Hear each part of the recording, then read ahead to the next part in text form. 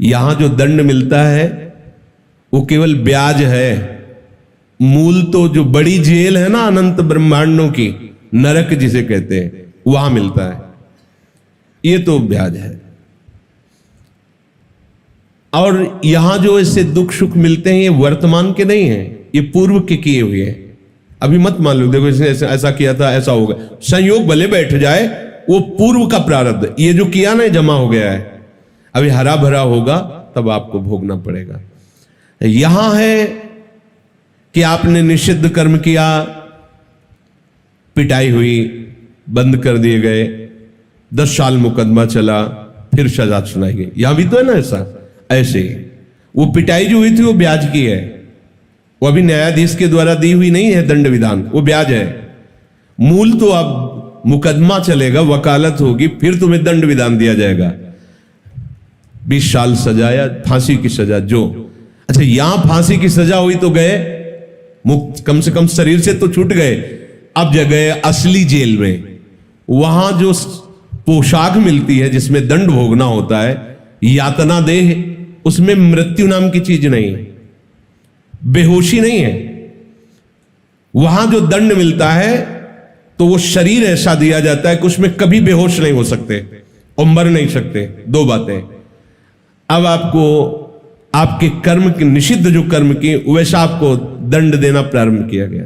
जैसे पढ़ा है हमने शास्त्र में, जो दूसरे के मांस का भक्षण करते हैं, उनके खून को पीते हैं, बड़ा मजा आ रहा है, आएगा मजा आएगा आगे चल करके, कर्म बन गया है ना, अब आगे आपको मिलेगा। दूसरे की टांग खाते ना, अब आपकी टांग खींची जाएगी।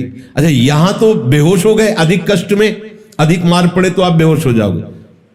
उस शरीर में बेहोश नहीं होना है 1 सेकंड के लिए भी। अब उसको कोल्हू में पेरा जाता है, जैसे गन्ना पेरा जाता है ना, कोल्हू में। ना बेहोश होना ना मरना है, भयंकर पीड़ा। और एक बार नहीं, यहां तो चलो कोल्हू में लगा दिया गया तो जे ही सर जाएगा तो खत्म, कष्ट से आप मुक्त हो गए, शरीर पिस जाएगा और आपको कष्ट, बेहोश हो गए, मूर्छा हुई। अब वहां मूर्छा भी नहीं, मृत्यु भी नहीं, ठीक है। आप जैसे यहां किसी पशु को भून करके खाते हैं, ऐसे ही आपके हाथ और पैर बांध करके यम के दूत जलती हुई ज्वाला में से कितने दिन, बोले 1 कल्प, न मरना है न बेहोश होना है। जैसे जीवों के मांस को तल, ऐसे ही तुम्हें पूरे शरीर सहित पकोड़े की तरह बड़े बड़े कड़ाह खोल रहे छोड़ दिया गया। आनंद लीजिए, आनंद के लिए आए थे ना, कर्म किए निषिद्ध, तो उनका आनंद लीजिए। बिल्कुल सावधान। हरिवंश महाप्रभु हित सजनी जी का अवतार,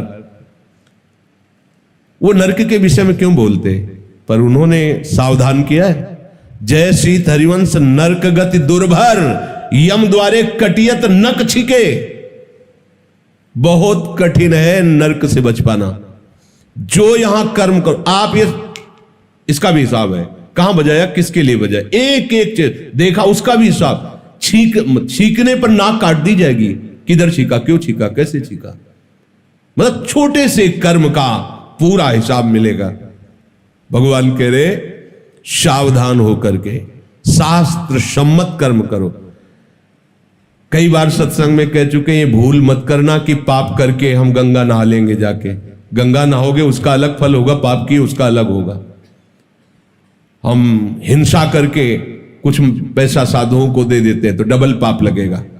हिंसा का पाप, साधु की बुद्धि भ्रष्ट करने का पाप, स्वयं तो धर्म रहित और उसको भी धर्म रहित करने का तुम्हें पाप लगेगा। पुण्य का तो कहीं सवाल ही नहीं। पाप से किसी का पुण्य बनता है क्या? ये भूल छोड़ दो। जहां ऐसा उपदेश होता हो कि ब्लैक को व्हाइट कर दिया जाता है तो अलग कोई संस्थान होंगे। हमारे धर्मशास्त्र कभी ऐसा नहीं कहते कि पाप का फल पुण्य होता। कभी कीचड़ से हाथ धोने से हाथ पवित्र हो जाते हैं क्या?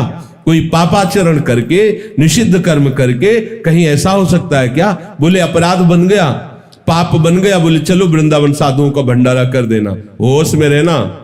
वहां तो वो पाप बना, यहां आके साधुओं की बुद्धि भ्रष्ट करने का पाप बना। इसको कहां निपटाओगे?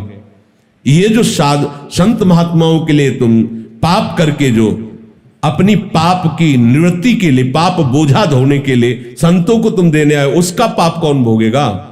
ऐसे नहीं है कि दान वही माना जाता है जो धर्म के द्वारा कमाया गया और फिर उसे किसी संत सेवा में लगाया जाए, वो दान माना। इसे दान नहीं कहते, इसे अपराध कहते, इसे पाप प्रवृत्ति कहते। लोगों को भ्रम में डाला जाता है, तुम कुछ भी करो, हाँ संत सेवा कर दो, ये कर दो, तुम निष्पाप हो, भूल में मत रहना।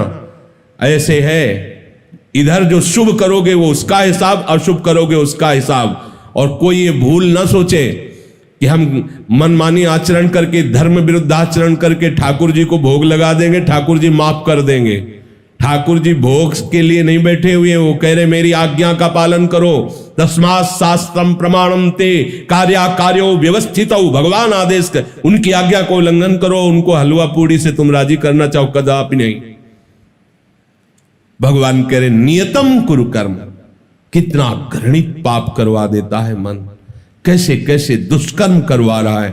देख लो, आप हृदय में देखो, प्रभु के जब शरण में नहीं होते हो, प्रभु का सुमिरन नहीं करते होते हो, तो कैसे कैसे पाप करवाता रहता है। अपने ही द्वारा सुरक्षित जनों को वो शोषण करता है, ऐसे घृणित पाप करता है जिनका कहीं भी क्षमा शब्द नहीं उसके लिए, ऐसे पाप कर देता, उनकी क्या व्याख्या करें।